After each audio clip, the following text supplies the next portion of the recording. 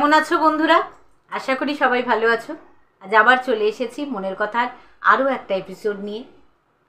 আজকেই একটা গল্প পড়ব, একটি মায়ের গল্প। আশা করি ভালো লাগবে। লাইক দেবেন, সাবস্ক্রাইব করবেন আর কমেন্ট করতে ভুলবেন না। কিন্তু আমাকে 3 বেলা খেতে দিতে হবে না গো বৌমা, তুমি 1 বেলাই খেতে দিও, আমি ওটাই 3 বেলা ভাগ করে খেয়ে নেব। বৃদ্ধার কথা শুনে তার বড় বৌমা বলে ওঠে, বারবার আমার কাছে এসে ঘ্যান ঘ্যান করেন কেন? আপনার তো আরও একটা ছেলের বউ আছে, যান না তার কাছে।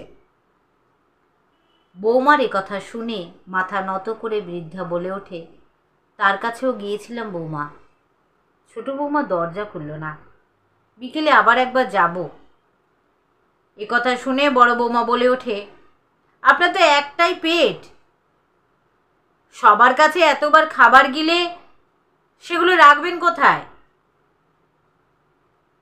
জলপূর্ণ চোখ আর শূন্য বুক নিয়ে বৃদ্ধা বলে ওঠেন, তোমরা কেউ আমাকে খেতে দিচ্ছ না বৌমা, তাই তো সবার কাছে 3 বেলা বাটি হাতে ঘুরছি, যে কেউ একজন একটু খাবার দিলেই হবে। তার এই কথা শুনে বড় বৌমা বলে ওঠে, ওখানেই তো বাটি হাতে বসে থাকতে পারেন, এখানে এত নাটক করার কি আছে শুনি? বৃদ্ধা কাঁদতে কাঁদতে বলে ওঠে, বৌমা আমি নাটক করিনি, আসলে এই ক্ষুধার্ত পেটে কাল সারাদিন কিছু খাবার পড়েনি, বড্ড কষ্ট হয় জানো তো, কত বোঝাই গো ওকে, শোনে না আমার কথা, তাই তো একবার এই দুয়ার আর একবার ওই দুয়ার। বড় বৌমা বলে ওঠে, তা বুড়ো বয়সে এত খাই খাই করেন কেন বলুন তো? 3 কাল গিয়ে তো এককালে ঠেকলো, এখন শরীরের কথা না ভাবলেও চলবে। আমার পুরুষ মানুষটা সারা বছর বাইরে পরিশ্রম করে পয়সা রোজগার করে,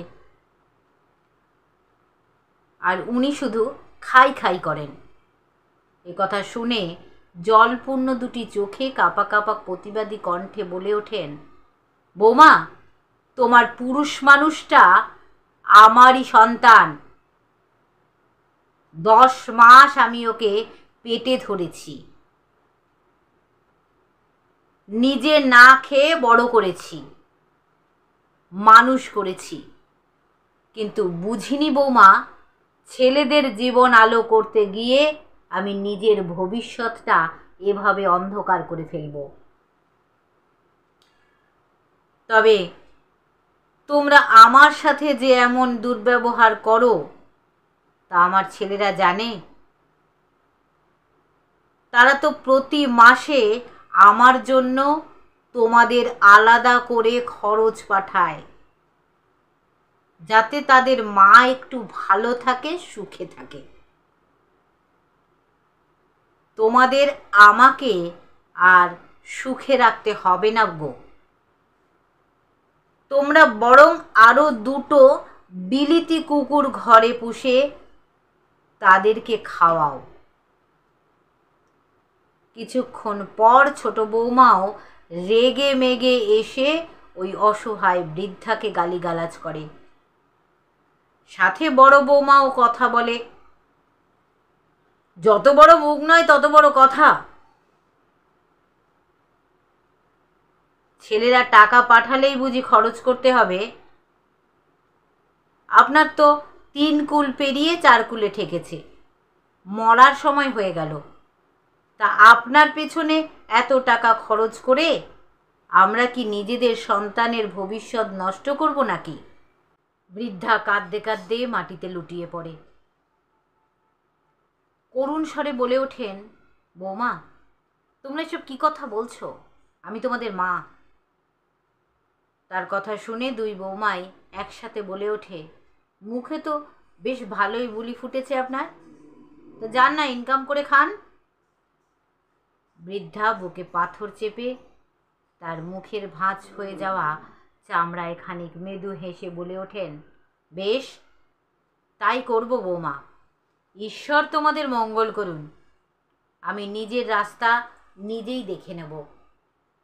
তারপর থেকেই বৃদ্ধা গ্রামের লোকের থেকে কিছু কিছু সবজি কিনে রাস্তার পাশে বিক্রি করেন, জীবনযাপন করছেন।